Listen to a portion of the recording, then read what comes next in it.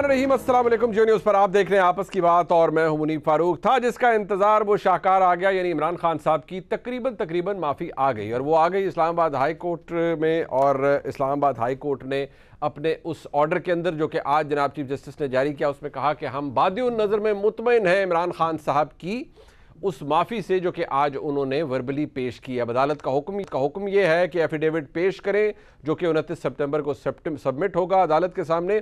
अब देखना यह है कि जो इमरान खान साहब ने आज अदालत के सामने यानी मौजूद जज साहिबान के सामने फरमाया, क्या इमरान खान साहब उसी को दोबारा रिप्रोड्यूस करेंगे, उसी की मैनिफेस्टेशन नज़र आएगी हमें उस जवाब के अंदर, या कोई नई पख निकाल दी जाएगी, जिसकी उम्मीद अब कम है क्योंकि इमरान खान साहब ने माफ़ी मांग ली है। अब वो अनकंडीशनल है, अनक्वालिफाइड है, ये देखना पड़ेगा। और आइन और कानून के हिसाब से जो फैसले मौजूद अदालतों ने यानी पाकिस्तान की आला अदालतों ने किए हुए हैं, कर रखे हैं, और जो स्टैंडर्ड सेट कर रखा है, क्या इमरान खान साहब का जवाब, इमरान खान साहब की अपॉलॉजी उसी में फॉल करती है या कुछ माइनर एडजस्टमेंट्स के साथ उसको उसमें फिट किया जाएगा। और इमरान खान साहब के वकला भी ये कह रहे हैं कि बाय एंड लार्ज ये केस अब अपने इख्तिताम को पहुंच चुका है क्योंकि इमरान खान साहब ने माफ़ी मांग ली है। लेकिन इस पर भी आज दो आरा हैं, क्योंकि हामिद खान साहब फरमा रहे हैं शायद कि जी वो माफ़ी नहीं मांगी, माजरत की है। माजरत और माफ़ी में क्या फ़र्क है, फवाद चौधरी साहब भी यही पूछते नज़र आए। लेकिन इमरान खान साहब ने जो भी किया है उसके असरात क्या होंगे और क्या इमरान खान साहब अपने एफिडेविट के अंदर भी यही कुछ लिखेंगे, इस पर बात होगी आज के प्रोग्राम में। इमरान खान साहब ने यह भी कह दिया है कि लॉन्ग मार्च हो रही है, चले होगी जी, और अब वो तैयारी के साथ आएंगे। दूसरी तरफ राना सनाउल्लाह साहब कहते हैं कि उन्होंने कोई ख़ास तैयारी कर रखी है और बकौल उनके कि अगर डी चौक की तरफ आएंगे तो फिर पंजाबी में जैसे कहते हैं तोड़ी देंगे, यानी वो कुछ करेंगे जो कि उन्होंने पहले किया था। तो कोई इतनी हौसला अफजा सिचुएशन नहीं है, it's not a pleasant situation, और शायद ये विजुअली मजीद अनप्लेजेंट हो जाए खुदा ना खास्ता अगर इमरान खान साहब दोबारा लोगों को डी चौक पर इकट्ठा होने का ही कहेंगे तो मामला ख़राब हो जाएगा। गो कि अब वाज़े तौर पर अदालती फ़ैसले मौजूद हैं जहाँ पर डी चौक के हवाले से तो बड़ा क्लियर है कि वहाँ पर कोई नहीं आ सकता। लेकिन क्या इमरान खान साहब कोई स्पेशल स्टेटस एंजॉय करेंगे और वहाँ पर पहुँच जाएंगे, ये सवाल अपनी जगह मौजूद है। अभी कुछ देर पहले मैं देख रहा था फैसल जावेद साहब फरमा रहे थे कि इमरान खान की कॉल नहीं होगी, मिस्ड कॉल होगी। वैसे मिस्ड कॉल का भी बड़ा ज़बरदस्त उस पर तजिया किया जा सकता है कि ये सिर्फ मखसूस जगहों से आ सकती हैं, वो मिस्ड कॉल होती है या पूरी कॉल होती है या वाकई पूरी कॉल होती है या वो कॉल होती नहीं है, सिरे से एक झाका होता है जो बंदे को खामखा आ जाता है। इस पर भी आज के प्रोग्राम में बात करेंगे। पाकिस्तान के मंजब सहाफ़ी हमारे साथ मौजूद हैं, हमारे उस्ताद जनाब सैयद तलत हुसैन साहब हमारे साथ, और उनका तजिया हम हासिल करेंगे। बहुत शुक्रिया आपका सर। और जनाब मंसूर अली खान साहब हमारे साथ मौजूद हैं, अपना प्राइम टाइम शो करते हैं, बहुत शुक्रिया आपका। जनाब शहजाद इकबाल साहब हमारे साथ मौजूद हैं, जियो न्यूज़ पर अपना प्राइम टाइम में प्रोग्राम करते हैं, बहुत शुक्रिया आपका भी। मैं तलत साहब वैसे तो आपकी शायद समा खराशी हो, लेकिन क्योंकि वैसे तो फवाद चौधरी साहब जो कुछ फरमाते रहे हैं और हमारे नाजरीन की यकीनी तौर पर वो एंटरटेन होंगे उन बड़कों से जो कि कुछ अर्सा पहले तक मारी गई हैं जनाब फवाद चौधरी की तरफ से या पाकिस्तान तहरीक इंसाफ की जानिब से। कुछ झलक मैं दिखाना चाहूँगा हमारे व्यूअर्स को कि आज की माफ़ी से पहले इस माफ़ी तक के सफ़र तक जनाब फवाद चौधरी और पाकिस्तान तहरीक इंसाफ के बहुत से जो हमारे दोस्त हैं वो क्या फरमाते रहे कि क्या क्या हो जाएगा और इमरान खान साहब कंटेस्ट करेंगे, माफ़ी नहीं मांगेंगे। कमाल बात है, यानी कि अगर करोड़ों लोगों के लीडर हैं तो यकीनी तौर पर फिर कानून और आइन का इतलाक़ उन पर नहीं होता। ये वैसे दिलचस्प तौजी पेश की जनाब फवाद चौधरी ने। एक क्लिप मैं ज़रूर चलाना चाहूँगा जो फवाद चौधरी साहब ने तकरीबन उन्होंने धमकी का लफ्ज़ मैं इसलिए इस्तेमाल करूँ कि उन्होंने कहा कि ऐसी की तैसी को करके तो दिखाए इमरान खान को नाहल या इमरान खान के खिलाफ को फैसला देखे। ज़रा सुनिए क्या फरमा रहे थे। जिस तरह ख्वाजा आसफ ने बयान दिया कि जी इसके ऊपर इमरान खान के ऊपर बड़ी लंबी लिटिगेशन आएगी और हम ये कर देंगे वो कर देंगे। आपका बाप भी इमरान खान को डिस्क्वालीफाई नहीं कर सकता। आप इमरान खान को सीन से हटाएं और फिर मुझे आप इस्लामाबाद से निकल के दिखाएं। आप अपनी हैसियत और औकात के मुताबिक बात करें। हम आपका बहुत लिहाज कर रहे हैं, हम इस हुकूमत का लिहाज कर रहे हैं, हुकूमत का लिहाज कर रहे हैं, सब कुछ हो गया। फवाद चौधरी साहब तो ये भी कहते हैं कि मुल्क के अंदर जो गैर सियासी या अनइलेक्टेड लोग हैं वही फैसले कर रहे हैं। दिलचस्प बात यह है कि आज फवाद चौधरी साहब को इसका एहसास हो रहा है, जबकि बहुत से ऐसे अनइलेक्टेड लोगों के फैसले अदालतों की तरफ से फैसले हैं जिनके बेनिफिशरी जनाब फवाद चौधरी साहब के लीडर और साबिक वज़ीर आज़म जनाब इमरान खान बने, बट वो शायद माजी की बात है, लोग भूल जाते हैं। तलत साहब, ये बड़कों से माफ़ी तक का सफ़र आपने उसका बगौर जायज़ा भी लिया और मैं कुछ देर पहले आपकी ट्वीट भी देख रहा था, बाकायदा तौर पर आपने उसकी वो जो कहते हैं ना मीन मेख निकाली उस ऑर्डर की जो कि आज अदालत की तरफ से आया है। तो अगर उसको हम सम अप उसको आप बताना चाहें एक ऑल एनकैम्पसिंग जवाब, तो क्या आपको लगता है कि बड़कों से माफ़ी तक का सफ़र कैसा पहुंचा? देखें, इमरान खान ने जो पहले कहा था और जो आज उन्होंने किया है उसके अंदर बहुत फ़र्क है। जो फवाद चौधरी जैसे लोग कहते हैं उनको तो ज़ाहिर है मैं और कोई संजीदा शख्स संजीदगी से लेता नहीं है, क्योंकि ये मामला फवाद चौधरी से आगे के हैं।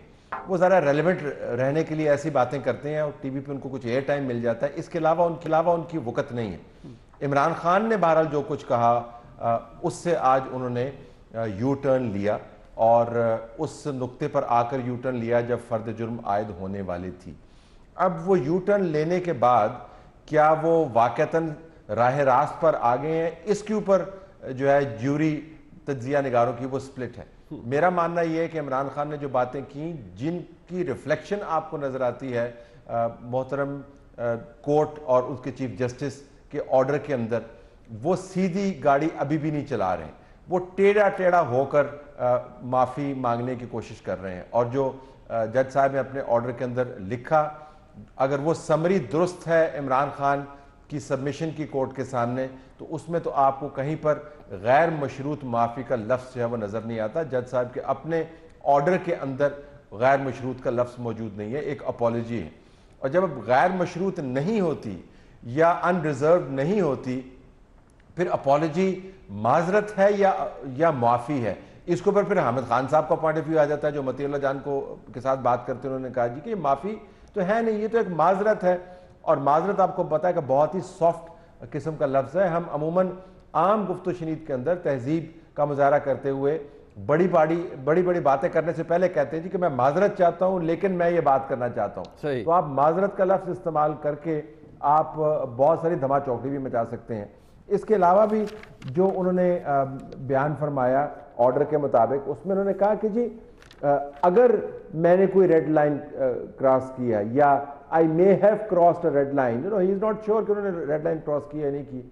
फिर जब उन्होंने जज साहिबा के सामने भी जाना है तो उन्होंने वजाहत के लिए जाना है कि मैंने तो ऐसी कोई बात की नहीं। अच्छा, जो कोर्ट का ऑर्डर है उसमें यह भी लिखा हुआ है कि जनाब इमरान खान का मानना यह है कि उन्होंने तो जज के खिलाफ जो बात की थी वो कानूनी एक्शन की बात की थी। तो इमरान खान ने वजाहतों से भरपूर एक रिजर्व्ड, क्वालिफाइड, कंडीशनल अपॉलजी नुमा एक बयान दिया है, जिसको कोर्ट ने मौत पर जानते हुए उनको रिलीफ दे दी है। तो यू टर्न तो है उनकी पहली पोजीशन से लेकर अब तक, लेकिन इसके बाद भी इमरान खान जो है वो ये कह सकते हैं कि मैंने तो कोई अपॉलजी नहीं की, वो तो कोर्ट ने मुझे कहा था तो मैंने कर दिया और मामले को मैंने ख़त्म कर दिया। ये दिलचस्प जाविया है शहजाद इकबाल साहब। इमरान खान साहब की ये कैपेसिटी तो खैर है कि और बड़ी आसानी से वो अपनी हुई की हुई बातों को नेगेट भी कर देते हैं, एक नया एंगल निकाल देते हैं हर चीज़ में से।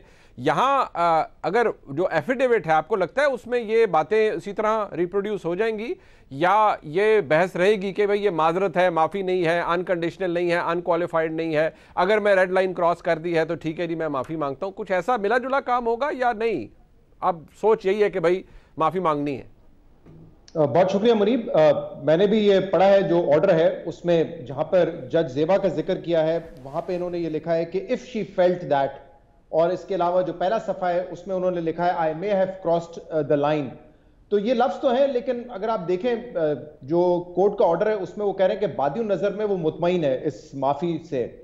तो इससे कम तो नहीं हो सकता एफिडेविट में, इतना ही हो या इससे ज्यादा हो। इतना ही मैं इसलिए कह रहा हूं क्योंकि अगर बादियों नजर में कोर्ट इससे सेटिस्फाइड है तो अगर यही बातें तमाम एफिडेविट में भी होंगी इमरान खान के, तो मेरे ख्याल से वो इस केस से उनकी जान छूट जाएगी। क्योंकि आज जो बेंच का भी आप रवैया देखें, उन्होंने सेटिस्फैक्शन का वहां पे भी इजहार किया। चीफ जस्टिस साहब ने यह कहा कि आपकी बात सुन के हमें चल गया है कि आपको संगीनियत का एहसास है इस मामले की, और जो ऑर्डर है वो भी यही कहता है। तो मेरे ख्याल से इससे कम तो नहीं हो सकता, इतना ही कुछ एफिडेविट में होना जरूरी है। हाँ, unless and until Fawad Chaudhry साहब की बात में आके इमरान खान साहब कुछ एक और एडवेंचर करना चाहते हो तो वो और बात है। अभी आपने एक सुनवाया बात बताई कि माजरत और माफी में भी बहस कर रहे हैं हामिद खान साहब। एक और जगह पे उन्होंने ये भी कहा है कि इमरान खान ने अनकंडीशनल अपॉलजी नहीं मांगी है, ये खुद उन्होंने कहा है। तो ये बड़ा इंपॉर्टेंट है।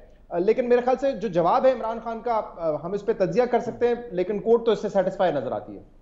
ये बात दुरुस्त बात है आपकी, और ये उन्होंने शाहजेब खानजादा को वाकई कहा कि इमरान खान साहब ने अनकंडीशनल अपॉलजी नहीं मांगी। अब मंसूर साहब, अनकंडीशनल अपॉलजी नहीं मांगी, ये बात तलत हुसैन साहब ने भी पॉइंट की है, शहजाद साहब ने भी पॉइंट की है। अब अनकंडीशनल नहीं मांगी तो जो अदालती फैसले मौजूद हैं पहले से, जो फ्रेमवर्क मौजूद है, जो मयार मौजूद है, क्या यहाँ पर कोई इमरान खान साहब को एडजस्टमेंट दी जाएगी थोड़ा सा ईज करने के लिए कि ठीक है भाई, शुक्र करें माफ़ी आ गई है इमरान खान साहब की तरफ से, इसी को गनीमत जानिए? क्योंकि एक तासुर ये ज़रूर था कि शायद बहुत ही ज़्यादा शिद्दत से और एहसास था और इसकी राह देखी जा रही थी इस माफ़ी की, जो कि आज इमरान खान साहब ने मांगी है। देखिए मुनीब साहब, इसमें मैं एक्चुअली इसको एक डिफरेंट एंगल से देख रहा हूं। अगर आप पिछले 2 से 3 महीने में इमरान खान साहब की पॉलिटिक्स का स्टाइल अगर आप उठा के देखें तो वो इदारों को लेके, जाहिर बात है जो उनकी जो दीगर जमातें हैं जिनके वो अगेंस्ट खड़े हैं, मुस्लिम लीग नून या ये जो इत्तेहादी हुकूमत है, वो तो चले हैं ही, उनकी तो मुखालफत करते हैं, लेकिन चाहे वो फौज हो, चाहे वो अदलिया हो, चाहे वो मीडिया हो, वो सबको ही टारगेट करते आए हैं और उन्होंने किसी को भी बख्शा है, किसी को भी माफ नहीं किया, कभी किसी का कोई नाम लिया, कभी किसी का कुछ नाम लिया। अगर आप इस केस को भी उठा के देखें तो I think he has taken a one step at a time strategy, कि शुरू से जो है वो उन्होंने कहा अच्छा मैं इसके ऊपर मैंने जो कहा है बिल्कुल ठीक कहा है, मैं उससे पीछे नहीं हटूंगा। ये सबसे पहला स्टैंड जो है वो ये था। पहला जवाब जमा करवाया जाता है, वो रिजेक्ट होता है। अच्छा, वो कहते हैं चलो now let's take the second step. Second step के अंदर वो ये कहते हैं अच्छा जी मैं रिग्रेट करता हूं, मैंने जो कुछ कहा था, वो भी रिजेक्ट होता है। और तब तक भी यही कहा जाता है, उनकी वकला की टीम यही कहती है कि जी माफी नहीं मांगेंगे, चाहे जो मर्जी हो जाए माफी नहीं मांगेंगे। लेकिन उसके बाद फिर जब वो जवाब भी एक्सेप्ट नहीं किया जाता तो फिर ये कहा जाता है कि जी अब फर्द जुर्म आयद होगी। इसका मतलब अब उनको ये आइडिया होता है कि अच्छा अब मुझे एक स्टेप मजीद आगे जाना पड़ेगा। सो मेरे ख्याल में, आप जारी बात है आप खुद भी एक लॉयर हैं, अनकंडीशनल अपॉलजी से पहले ही मेरे ख्याल में कोर्ट ने ये अज्यूम कर लिया कि अच्छा बस ठीक है, this is what we wanted. और इमरान खान साहब, असद उमर साहब बल्कि कल काशिफ वासी साहब के शो में बैठे हुए थे तो उन्होंने भी ये कहा कि बस आप एक मौका दे दें इमरान खान साहब को, वो कह देंगे जो अदलिया को चाहिए। तो इमरान खान साहब ने वो कह दिया जो अदलिया को चाहिए था, अदलिया ने भी ये कह दिया कि हमें जो चाहिए था हमें मिल गया। सो एक कॉमन ग्राउंड जो है मेरे ख्याल में इसके अंदर ढूंढ लिया गया। अब ना आपको कोई प्रॉब्लम होनी चाहिए ना मुझे कोई प्रॉब्लम होनी चाहिए। जिसकी तौहीन हुई थी, जिस अदलिया की तौहीन हुई थी, अगर वो सेटिस्फाइड हैं तो फिर ना मुझे कोई तकलीफ है ना किसी और को तकलीफ है। लेकिन इमरान खान साहब मेरे ख्याल में सारे केस के अंदर जो है ना वो टेस्ट करते रहे हैं कि अच्छा मेरे पास फ्लेक्सिबिलिटी कितनी है, ये बैंड अब कितना स्ट्रेच होता है। पहले तो मैं जिस तरह मर्जी चाहता था स्ट्रेच हो जाता था जब मेरे साथ कुछ पावर्स थी, लेकिन अब कितना मैं कर सकता हूं। साथ ही साथ मीडिया के ऊपर भी जो है उन्होंने पब्लिक प्रेशर का भी बार बार जिक्र किया, आप करके तो दिखाएं, हम देख लेंगे, जिस तरह भी आपने फवाद चौधरी साहब को सुनाया। सो आई थिंक उस बैंड की फ्लेक्सिबिलिटी वो चेक कर रहे थे, जिस हद तक वो उसको खींच सकते थे वो उसको खींच के ले गए। अच्छा, मैं टॉपिक मजीद आगे बढ़ाने से एक बात अभी जो हामिद खान साहब ने कही, मैं सुन रहा था शाहजेब खानजादा साहब के प्रोग्राम में, उन्होंने कहा कि ये हमने कहीं तौहीन अदालत का तो इकरार किया ही नहीं कि हमने तौहीन अदालत की है। ये बात ठीक है। उन्होंने कहा जी अगर मैंने रेड लाइन क्रॉस की, अगर मैंने ये किया तो माजरत चाहता हूँ या अपॉलजी मैं करने के लिए तैयार हूँ। माजरत और माफ़ी में भी आज एक नई बहस छिड़ पड़ी है। लेकिन क्या तरह साहब यही बात है कि बहुत शिद्दत से इंतज़ार था कि भाई आए माफ़ी, जान छुटे, ख़त्म करे मामला और इसको रैप अप किया जाए, क्योंकि एक प्रेशर जो है वो भी बहुत ज़्यादा है, सोशल प्रेशर भी बहुत ज़्यादा है, इमरान खान साहब के सपोर्टर्स का प्रेशर भी बहुत है। देखें, ये मामला जो है ना आपने शुरू किया, ना जज साहिबा ज़ेबा जिनकी तौहीन हुई उन्होंने शुरू किया, ना ये किसी व्हाट्सएप कॉल के ज़रिए मामला शुरू करवाया गया। ये तो मोहतरम जज साहिबान ने अपनी दानिशमंदी में अपनी बातचीत करने के बाद, आपस में कंसल्टेशन करने के बाद इस मामले को तय किया। ये मयार उन्होंने मुतय्यन किया कि इमरान खान जो है वो कंटेमिनर हैं, उनसे सीरियस कंटेम्प्ट हुई है और उनको अनकंडीशनल अपॉलजी देनी है। ये उन्होंने तय किया कि इमरान खान का जो पहला बयान था उस बयान को हमने नहीं मानना। ये उन्होंने तय किया कि दूसरा बयान सबमिट करने के बाद हमने अपनी टोन क्या रखनी है और इमरान खान को क्या बताना है कि वो कितने संजीदा criminal plus judicial plus obstruction of justice वाली कंटेंट के साथ डील कर रहे हैं। ये मयार हमने मुतय्यन नहीं किए। अगर कोर्ट उस मयार से हटती है तो जाहिर है हम तज्जिया उसका करेंगे, वरना तो बिल्कुल मजरूर ने ठीक कहा कि जब भाई मियाँ बीवी राजी है तो इसमें क्या करेगा काजी, और जब काजी भी मियाँ बीवी में से किसी एक रोल में हो तो फिर तो कि दूसरे का हिस्सा बनता ही नहीं है कुछ काम करने का। लेकिन अब हमें लगता ये है कि किसी भी वजह से ये जो मामला शुरू हुआ था कि जो बड़ा संजीदा मामला है, सबऑर्डिनेट जुडिशरी का तकद्दस इसमें इन्वॉल्व है, ये क्रिमिनल कंटेम्प्ट है, अनरिजर्व्ड होनी चाहिए, अनक्वालिफाइड होनी चाहिए, ये तमाम इश्यूज जो हैं मैंने और आपने तो नहीं रेज किए, तो कोर्ट की तरफ से रेज हुए। अब वहां से लेके अगर मुआफ़ी बजरिया मिन्नत तरला करना हो तो फिर कोर्ट अगर उससे मुतमईन नज़र आती है तो बिल्कुल हमें वही मयार मुकर्रर करना होगा। लेकिन ये याद रखें कि हमारी कोर्ट्स जो हैं वो बहुत मशहूर हैं अल्फाज की खाल उतारने में। आपको याद होगा कि एक एक लफ्ज़ के ऊपर कैसे ब्लैक लॉ डिक्शनरी खोली जाती थी, रेफरेंसेस लिए जाते थे, घंटों नहीं, दिनों नहीं, हफ्तों बहस उसके ऊपर होती थी, चाहे वो रिटायरमेंट का हो, चाहे वो रीअपॉइंटमेंट का हो, चाहे वो तनख्वाह का मामला हो।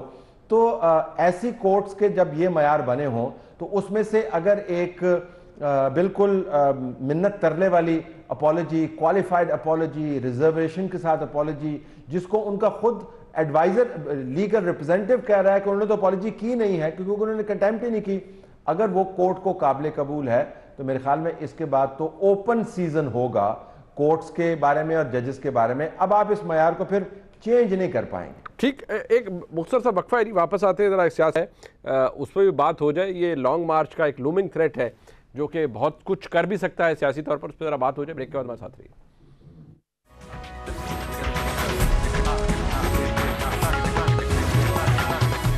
शहजाद साहब, ये इमरान खान साहब का आज बाकायदा तौर पर कहना कि हमको ख़ास तैयारी कर रहे हैं या तैयारी कर लें और राना सनाउल्लाह को छुपने की जगह मिलेगी, ठीक है, सियासी बयानबाजी, सियासी भड़क तो अपनी जगह। राना सनाउल्लाह साहब ने भी कह दिया कि उन्होंने भी कुछ स्पेशल तैयारी कर रखी है। बट आपको ये सिचुएशन सियासी तौर पर कितनी अगली या बदनुमा होती भी नजर आ रही है? Do you see a confrontation या ये बस ऐसे ही है कि it's a threat of force जो कि इस्तेमाल किया जा रहा है? अच्छा मुनीब, चंद रोज पहले पाकिस्तान तहरीक इंसाफ के कुछ लोगों से मेरी बात हुई और मैंने यही सवाल उनसे किया कि 25 मई को आपका जो एहतजाज था, जो आपका लॉन्ग मार्च था, वो नाकाम हो गया, तो क्या आप सिर्फ गवर्नमेंट पे एक थ्रेट रखना चाह रहे हैं या वाकई में आप लॉन्ग मार्च करेंगे? तो उनका जवाब ये था कि अगर हमसे कहा जाएगा तो हम कर लेंगे। मैं बड़ा सरप्राइज हुआ, मैंने कहा कहा जाएगा का क्या मतलब है? कि आप हिंट कर रहे हैं कि 2014 वाली सूरत हाल है? तो कहीं ना कहीं दबे अल्फाजों में उन्होंने कहा हाँ देखें, हमसे अगर कहेंगे तो कोई और रास्ता नहीं होगा तो ये करना पड़ेगा। तो उस वक्त तो वो सिचुएशन नजर आ रही थी, लेकिन अब ऐसा लगता है कि तहरीक इंसाफ के पास कोई वाज़ेह प्लान है नहीं। यही इमरान खान साहब ने अपनी टीम के को कहा कि शुक्र है जब हम लॉन्ग मार्च कर रहे थे और इलेक्शन की डिमांड कर रहे थे उस वक्त इलेक्शन नहीं हुए, क्योंकि मुझे लग रहा था हम बहुत पॉपुलर हैं, लेकिन 25 मई का जो लॉन्ग मार्च था जिस तरीके से वो नाकाम हुआ, उसको देखते हुए मैं शुक्र अदा करता हूं कि हमने नहीं इलेक्शन हमें मिले उस वक्त। हाँ, थोड़ा सा उनका कॉन्फिडेंस जरूर बहाल हुआ है पंजाब के बाई इलेक्शन में जो 17 जुलाई को हुए, जहां वो 20 में से 15 सीटें जीते। इससे पहले वो कहते थे कि इलेक्शन हो जाते तो शायद हमारा बुरा हाल हो जाता, क्योंकि हमें लग रहा था पॉपुलैरिटी है, लेकिन शायद हम उस तरीके से मुनज़्ज़म नहीं थे। तो अब तहरीक इंसाफ पूरी कोशिश तो कर रही है कि अपनी तंजीम के लेवल पर हर डिस्ट्रिक्ट में जहां पे उनके लोग हैं उनको मोबिलाइज करे, लेकिन मुझे समझ नहीं आ रहा है कि वो इस बंद गली में क्यों दाखिल होंगे और दोबारा ये क्यों दाखिल होंगे विदाउट एनी अश्योरेंसेस। क्योंकि एक बात आपने बड़ी इंपॉर्टेंट कही कि अब ये चांस तो नहीं इमरान खान के पास, और आज भी उन्होंने कहा है कि अब कोर्ट की वो दोबारा तौहीन करने का सोच भी नहीं सकते, तो उनको मुस्तकबिल में बड़ा केयरफुल होना पड़ेगा। पहले ही सुप्रीम कोर्ट उनको कह रही थी कि आप नहीं आएंगे डी चौक, और इमरान खान की वापस लौटने की दो वजूहत थी, एक तो क्राउड कम था और दूसरा उनको ये थ्रेट था, उनको ये खतरा था कि अगर हम पहुंच गए डी चौक तो शायद तौहीन अदालत लग जाएगी उनके ऊपर, और वहां से भी वो बाल बाल बचे। बल्कि वो मामला अभी तक खत्म नहीं हुआ है, उसमें जो पुलिस की रिपोर्ट है वो जमा हो गई है, उस पर भी कार्रवाई मजीद की नहीं है सुप्रीम कोर्ट ने। तो मुझे लगता है कि वो डी चौक तो आने की उनको इजाजत नहीं मिलेगी, तो इस वक्त वो दोबारा ये रिस्क लेना चाहेंगे।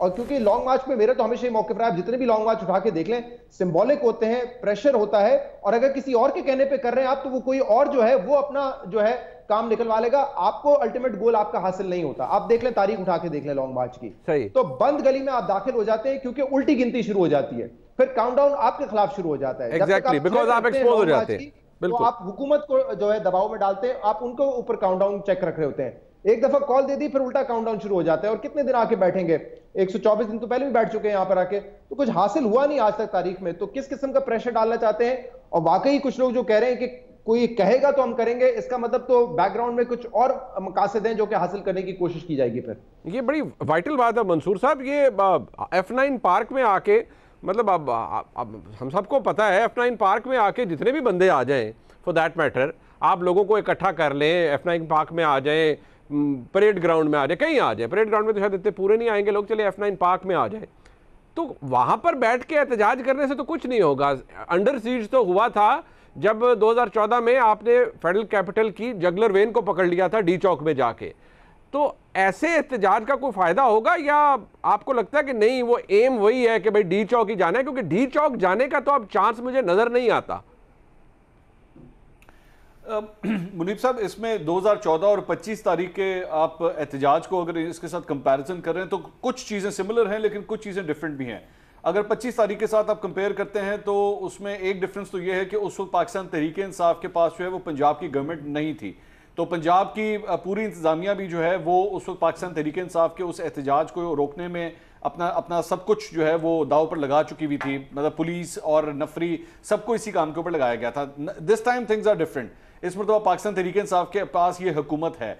केपी उस वक्त भी थी, केपी की गवर्नमेंट जो है वो अब भी है। 2014 के साथ अगर मुआवजा करें तो 2014 के साथ एक चीज जो डिफरेंस है वो ये है कि उस वक्त जो ताकतें उस वक्त इमरान खान साहब के साथ थी, इस मरतबा सूरत हाल वो नहीं लग रही। और जिस तरह शहजाद ने अभी थोड़ी देर तफसीलात शेयर की, मेरे पास जो कुछ अपडेट्स हैं वो ये भी हैं कि मैसेजिंग भी पहुंचाई गई है कि आप जरा इधर भी जरा रेड लाइन का ध्यान रखिएगा। जिस रेड लाइन का जिक्र अभी अदलिया के हवाले से हो रहा था, तो वहां से भी कुछ मैसेजिंग है कि जनाब इधर का भी जरा रेड लाइन का ध्यान रखिएगा, एक हद तक है, एक हद से आगे मत जाने की कोशिश कीजिएगा वरना आपके लिए प्रॉब्लम होगी। और तीसरा जो एक डिफरेंस है जो 2014 से और 25 से, जो ये भी एक डिफरेंस है, इस मतलब पाकिस्तान तहरीक इंसाफ के अंदर जो सबसे बड़ी प्रॉब्लम उन्हें फेस हो रही है वो अपने रैंक्स के अंदर से फेस हो रही है कि कुछ लोग जो हैं वो इमरान खान साहब जिस किस्म की पोजीशन ले रहे हैं उससे कंफर्टेबल नहीं है। और आपने देखा होगा पिछले 48 से 72 घंटे के अंदर इमरान खान साहब ने ये कहा कि मुझे पता है कि कौन कौन जाके राब्ते करता है, मेरी इजाजत के बगैर कोई राब्ते नहीं करेगा, सबको मुझे फॉलो करना पड़ेगा, पार्टी को डिफेंड करना पड़ेगा, सोशल मीडिया पे अपनी पोजीशन जो है वो ठीक करें, हमें पार्टी के लोग आके डिफेंड नहीं कर रहे। सो इनके पास ये नॉलेज है कि सही तरह पूरी तरह रैंक्स के अंदर जो है वो मुझे जिस तरह सपोर्ट मिलनी चाहिए, और जब मैं रैंक्स कहता हूं तो मैं first year second year leadership की मैं बात कर रहा हूं, वो सपोर्ट नहीं आ रही। चौथी बात ये कि जनूबी पंजाब के अंदर मेरे पास ये कंफर्म रिपोर्ट्स हैं कि वहां पे इस वक्त एक हलचल स्टार्ट हो चुकी है और इमरान खान साहब के लोगों को खास तौर पे टारगेट किया जा रहा है और प्लानिंग कुछ इस तरह की हो रही है कि वहां पे जिस तरह आपको याद होगा एक जमाने में खुसरो बख्तियार का एक ग्रुप था, कुछ इस तरह के ग्रुप को जो है वो फॉर्म करने की कोशिश की जा रही है और उसमें खास जो प्राइम टारगेट्स हैं वो पाकिस्तान तहरीक इंसाफ के लोग ही होंगे। तलत हुसैन साहब, आप मैंने देखा भी है सर, आप बड़ी ज़बरदस्त क्रिकेट खेलते हैं और उसमें अंपायर जो है उसकी अहमियत बहुत ज़्यादा है क्रिकेट के अंदर और बड़ा वाइटल रोल होता है अंपायर का। 2014 के अंदर भी वो अंपायर था और एक उसकी उंगली थी, उसकी तरफ ही हम देखते रहे कि वो पता नहीं कब ऊपर जाएगी कब नीचे आएगी। लेकिन इस दफ़ा क्या आपको लगता है कि इमरान खान साहब किसी अंपायर की तरफ देखेंगे या वह वो ब्लाइंड कॉल होगी कि बस आना है और आके चढ़ जाना है इस्लामाबाद के ऊपर और कब्जा कर लेना है हर चीज़ के ऊपर, किसी को छुपने की जगह नहीं मिलेगी? सर आपके तज्जिए में मुमकिनात क्या है? मतलब F9 पाक तक ही मामला है या अगर हुकूमत को घुटनों पर लाना है वो F9 पार्क के अंदर बैठकर नहीं हो सकता? इस पे आप क्या कहेंगे सर?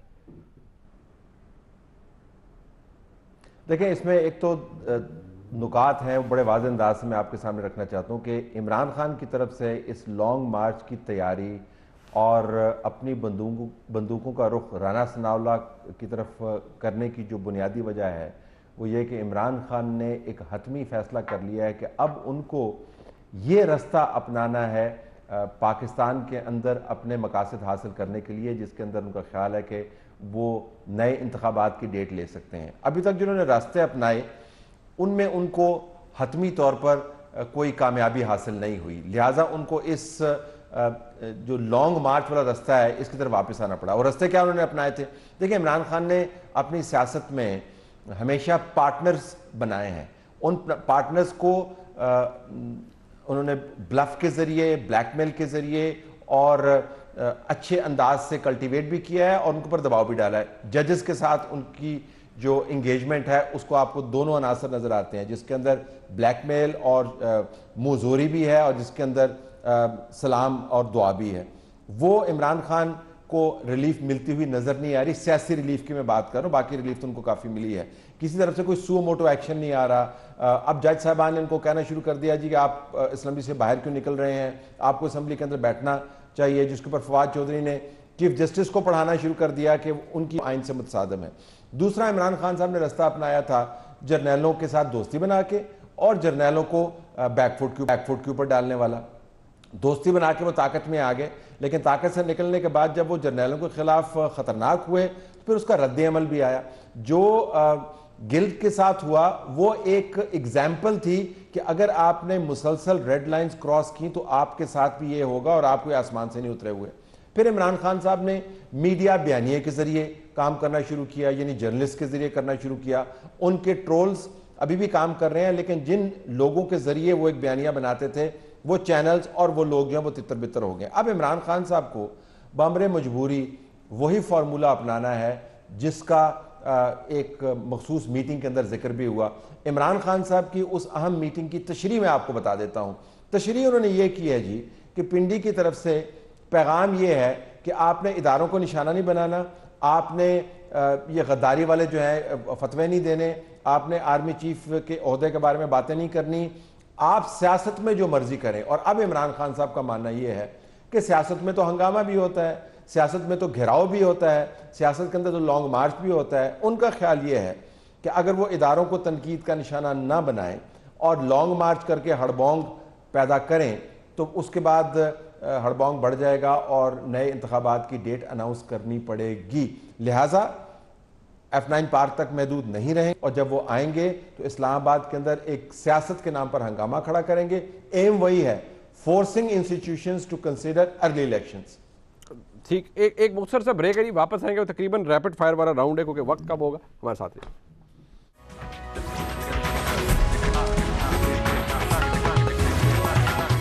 अब मंजूर साहब, ये अक्टूबर के महीने को बड़ा डिसाइसिव कहा जा रहा है। अभी तलत हुसैन साहब ने जो जिक्र किया वो अलार्मिंग भी है कि इंस्टीट्यूशंस को ऐसे हालात सियासी पैदा करके कि वहाँ पर एक तलातुम सा बर्पा हो जाए और हर चीज़ रुक जाए और स्टक हो जाए और लगे कि बस कारोबार हुकूमत भी रुक गया है, कुछ भी नहीं हो रहा। ऐसी सूरत हाल में क्या इमरान खान साहब ये पर्पज़ अपना अचीव कर पाएंगे, माइनस द फैक्ट कि जी वो किसी इदारे को या पाकिस्तान के एस्टैब्लिशमेंट को टेक ऑन ना करें, आर्मी चीफ की अपॉइंटमेंट के हवाले से कोई बात ना करें, महज एक इलेक्शन की डेट लेनी है उन्होंने और वो डेट अभी की तो शायद मिलेगी नहीं क्योंकि आधा पाकिस्तान तो डूबा हुआ है। डेट तो कहीं अगले साल की मिलेगी। हुकूमत से पूछो तो वो कहते हैं नहीं जी ऐसा तो कुछ होने वाला ही नहीं है, हम तो ये अपनी पार्लिमानी जो साल है मुकम्मल करेंगे। आपको क्या लगता है कि ये हो सकता है जो इमरान खान साहब अचीव करना चाह रहे हैं या नहीं? मुनीब साहब, जिस तरह मौजूदा हुकूमत के बारे में कहा जाता है ना कि उनका मतलब जाहिर बात है, कई तज्जियाकार कहते हैं कि इन्होंने बहुत गलत डिसीजन लिया, अपने आप को इस मुसीबत में फंसा दिया और शायद अपनी सबसे बड़ी दुश्मन ये मौजूदा हुकूमत खुद है कि उन्होंने आखिर ये फैसला क्यों किया कि इन्होंने टेक ओवर करना है। मैं इमरान खान साहब को जब देखता हूं ना तो मैं बार बार यही सोचता हूं कि मेरे ख्याल में इमरान खान साहब का अगर सबसे बड़ा कोई दुश्मन है ना तो वो इमरान खान साहब खुद हैं। अगर आप सिर्फ इनको करने दें, ये जो कुछ कर रहे हैं आप उनको करने दें, तो ये अपने पांव पे खुद कुल्हाड़ी मारेंगे, अपने आप को खुद फंसाएंगे, अपनी बातों से खुद अपने आप को प्रॉब्लम्स क्रिएट करेंगे।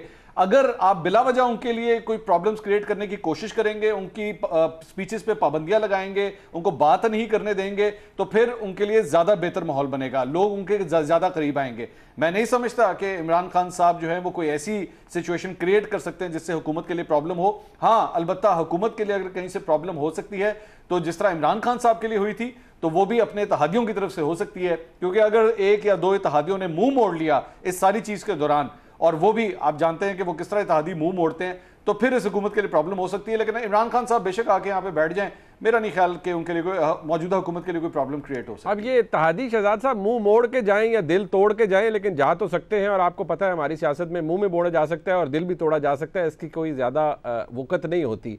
तो आपको किसी क्रंच मोमेंट पे कोई इत्तेहादी मुंह मोड़ता हुआ या दिल तोड़ता हुआ नजर आता है, या आपको लगता है नहीं इतना पॉलिटिकल कैपिटल अभी भी बचा है पीडीएम की हुकूमत के पास कि हाथ पांव गिटे गोडे जोड़ के अगले साल तक निकाल जाएंगे?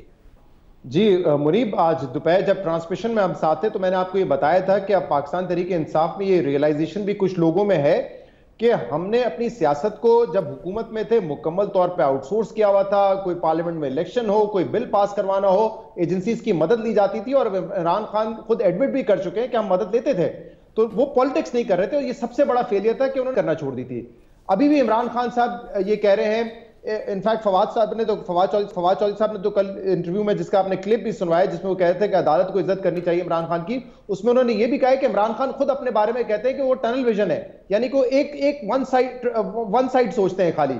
तो उसमें जो पॉलिटिक्स है वो इग्नोर कर रही है तहरीक इंसाफ इस वक्त। देखिए, एक जो फर्क मवाजना भी हम कर रहे थे 2014 से, 2014 और आज में एक बहुत बड़ा फर्क है माशी हालात का। ये हुकूमत आई थी महंगाई मुकाओ मार्च करके, आज महंगाई जो है वो 27-28% है, 50 साल का रिकॉर्ड तोड़ चुकी है। और आगे भी अगले 6-8 महीने कोई खैर की खबर नहीं है, क्योंकि अब जो स्लो डाउन आएगा उसका इंपैक्ट तो अभी आना है। जॉब लॉसेज होंगे आपके, महंगाई मजीद बढ़ेगी क्योंकि आपने जो लेवी है वो 50 रुपए तक लेके जानी है, फिर जीएसटी आपने लगाना है। तो कोई खैर की खबर इस हुकूमत के लिए नहीं है। तो इस वक्त जो बेहतर स्ट्रैटेजी तहरीक इंसाफ की होती, अगर वो ख्वाहिशमंद है इलेक्शन के, तो वो इत्तेहादियों पर दबाव डालें। अगर वो कहते हैं कि वो इस पोजीशन में है कि 2/3 मेजॉरिटी लेके चले जाएंगे, पंजाब में बड़े पॉपुलर है, तो फिर आप नून लीग के लोगों को तोड़ें, जैसे नून लीग कोशिश करेगी कि पंजाब में हम वापस अपनी हुकूमत बनाएंगे इनके लोगों से इस्तीफे लेकर।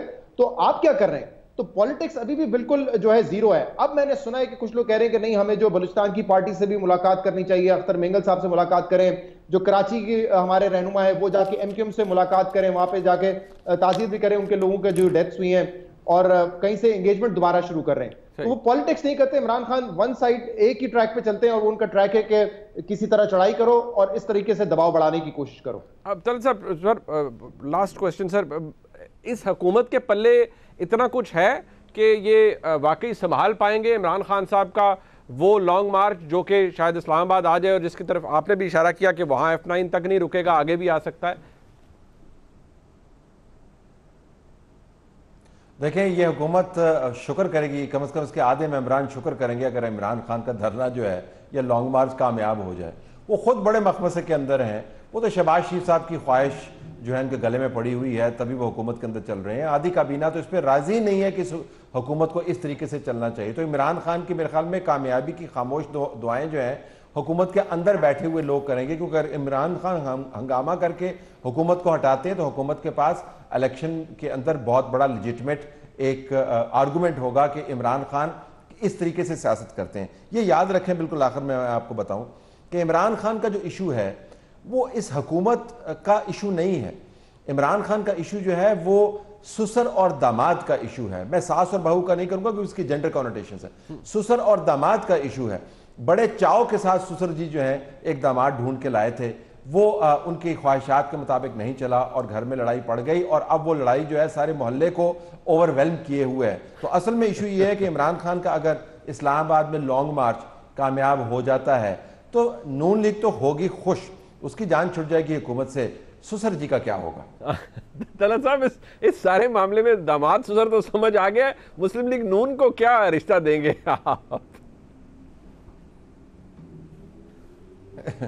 वो बस मोहल्ले वाले हैं, वो तो खाम खा बीच में आ गए। वो तो मोहल्ले की लड़ाई फैल गई, वो खाम खा बीच में आ गए। ठीक हो गया। आई एम श्योर शहबाज शरीफ साहब लाइक इट, बट बहुत शुक्रिया जनाब तलत हुसैन साहब हमारे साथ मौजूद थे, मंसूर अली खान साहब हमारे साथ मौजूद थे, और जनाब शहजाद इकबाल हमारे साथ मौजूद थे। प्रोग्राम आपने देखा नहीं, देखने का शुक्रिया। खुदा हाफिज़।